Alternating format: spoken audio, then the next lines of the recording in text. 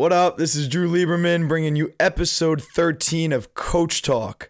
Quick update from yesterday. Like I mentioned, it was raining. It was pouring all day. So we decided to stay inside.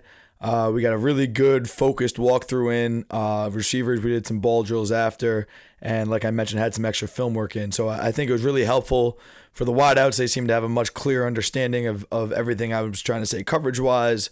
We were able to really slow down the details and the nuances of some of the concepts we have in this week. And I feel like we attacked what we needed to attack. We had one of our best practices of the year on Monday, which was interesting because we were wondering, we just had a heartbreaking loss to our rival Bergen Catholic. How are the kids going to respond? And they came out like men and worked their butts off and really competed hard. So I think as coaches, we felt like it could be a blessing to give them a day off their legs and a day really just to regroup mentally and focus in on what we're trying to do. So today, as always, is the day of execution. To make up for yesterday, we're going to add some more indie time and more group period time so that we can kind of make up for what we missed yesterday. So I think that'll be very, very, very valuable for us, and we're going to be more than prepared. I think today's going to be a great practice. The kids will be excited. I think with every setback we've had so far this year, it's been impressive to see the way all the kids have grown and responded to that, and I think they continue to mature and get better. And I had someone who's coached in this league for a long time tell me that this league is not a sprint. It's a marathon. And with everyone having an automatic playoff berth, all you have to do is be playing your best football at the end of the year. And as long as you continue to learn and grow from your mistakes and get your team to play at a high level come late October, early November, then you should be in good shape. So I think it's kind of a fun mindset that way for this to continue to be an ongoing process of development and growth. And it's fun to coach in that environment, I'd say. On to Q&A. I've had probably 7 or 8 people DM me with questions about recruiting. Coach, how do I stand out in recruiting? I had someone even from Europe ask me that question. How do I stand out as a European recruit? And with me, I think I have a good perspective on this. I coached at Albany, my first job out of college. I coached at Rutgers for 2.5 years, where I was heavily involved in the recruiting there. And then I was the receivers coach at Wesleyan University, a high academic Division III school. And now I'm on the high school end coaching at Bosco Prep. So I've kind of seen the recruiting environment from all angles, and I've really paid close attention to what makes each one work.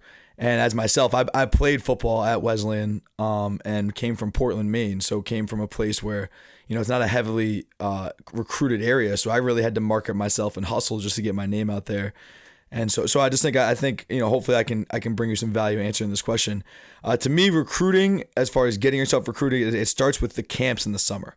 If you're not a kid who has 1,000 views on Huddle that people are offering off your film, which is rare, but it is cool to see the way technology has changed things. That there are kids who are getting offers without necessarily being seen in person because their film is so good. And coaches, and with the hype and the stars and everything, a lot of it in Division I recruiting is just keeping up with the Joneses. And Alabama offered a kid, well, we better offer him, and things like that. But as far as the everyday kid who's trying to get themselves noticed and trying to stand out, it starts with going to camps in the summer, showing up on campus, running a 40 time for the coaches, and performing your butts off in drills and competitions.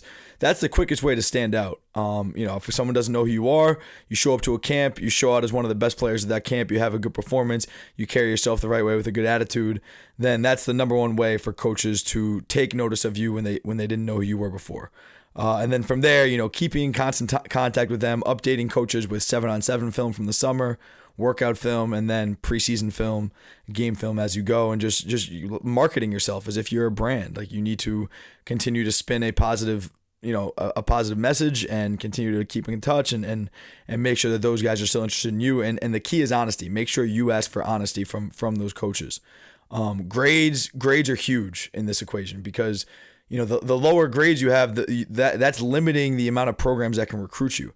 Like for me, I was blessed that I did well in school, had high test scores, so I was able to get recruited by every high academic school in the country, which those schools are the most desperate for qualified candidates that are good players, because it's so hard to find a kid with good grades that is also going to help them win championships in football, whether it's NESCAC or the Ivy League or Patriot League, any of those kind of high academic leagues, it's important to qualify yourself, because that's where a lot of those opportunities are.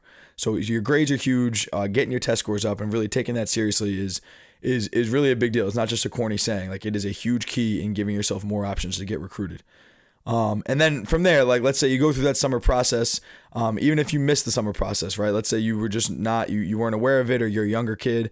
Now it's your job to work your butt off and prepare as hard as you possibly can for this upcoming season, because every rep you put on film is a job interview. It's going to be judged. It's going to be critiqued. It's going to be compared to someone else's rep somewhere else in the country, where you're competing with that kid for whether it's academic money, scholarship money, or just a spot on the roster.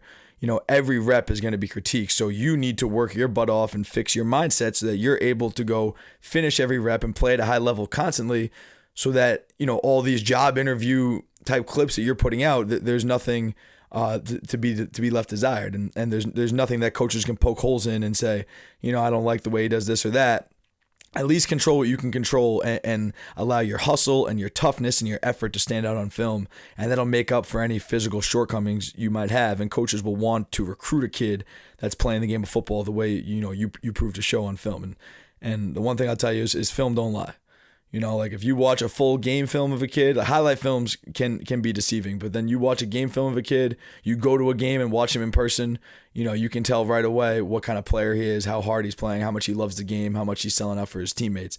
And that means a lot to coaches. Obviously, you have to have a certain physical ability to qualify for each level of play. But once you do, your effort, your toughness, your energy on the field, that will really help you stand out. And once you have some film, once you have some quality film, send it to as many people as possible. Mail them. You can even go the old school route of mailing them DVDs, like because that's probably not even done as much anymore. People are just sending out huddle links. Find any way possible. Go show up at their front door with your film in hand and give it to a coach, and do whatever you got to do. I used to, right now it's 2018. You can DM people on Instagram and Twitter. You can find their phone numbers. You can cold call the program. You can email them. Like, you need to, as if you have the hottest product in America and you're a salesman and you have to find a way to sell 1 million copies of it. That's how you should be viewing your film. You want to be respectful. You want to handle yourself the right way. You don't want to annoy these coaches, but there's nothing wrong with being persistent to making sure that your film is being watched and that you're on someone's radar. And then just, again, ask those coaches for honesty. If they tell you, listen, you're not in our plans right now, then move on. You can't get hung up on a coach that tells you no. You just have to constantly look for those yeses. So if one coach says, hey, we don't think you're good enough, great, coach, talk to you later. And you go move on to the next guy. Now, you might still send that guy film. You might, once you have a mid-season highlight, a full season highlight, there's no problem with sending him a nice email and sending him the film, but you don't need to be hung up in trying to get recruited by people who don't want to recruit you. Like I said, it's hard for a lot of these schools to find qualified candidates. So there's plenty of opportunities out there. You just have to keep looking and not narrow your search to this group of schools that you're fantasizing about, and be real with yourself. So I think being relentless that way, and having some self-awareness of, where can I actually play? Here are my 5 reach schools. Here are my, 10 schools that I think I'm really qualified for. And then here are my 5 safety schools. And having options that way and being realistic with yourself will allow you to make sound decisions. You can't put these schools on a pedestal. Hey, for example, I put the Ivy League on a pedestal and want to get recruited by the Ivy so badly. But I was also aware enough to have safety schools, have backup options. And then I ended up getting hurt my senior year, so that changed everything. But you have to have those different tiers, and don't just settle on your reach schools. Make sure you have some backup options. You're talking to the right people, and you're just marketing yourself the right way. But I think that a lot of this goes under, it is not spoken about enough in the football community, the real nuances of recruiting and how it works. But your grades are super important, constant contact with coaches after you show up to camps in the summer, and then just your film. Like, your film don't lie. Send in your transcript, send in your film. If your film is good and you have a good transcript, you will get recruited by plenty of places. All right, that's all I got. Wednesday, Coach Talk, episode 13. See you guys tomorrow. Peace.